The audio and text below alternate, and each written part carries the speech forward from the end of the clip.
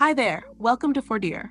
Metafields are super important for delivering information to your customers. Today, we'll learn how to create a metafield in Shopify.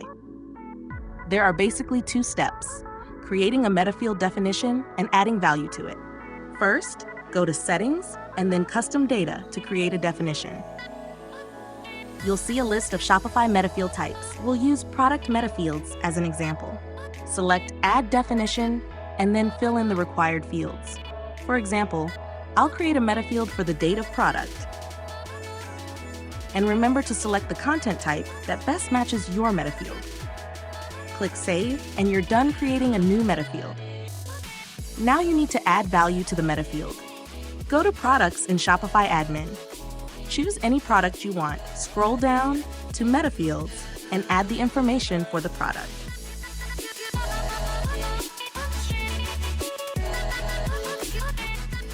Click Save, and you've successfully created and added Shopify metafields to your store. To learn how to display metafields on your invoice, stay tuned for our next video coming soon.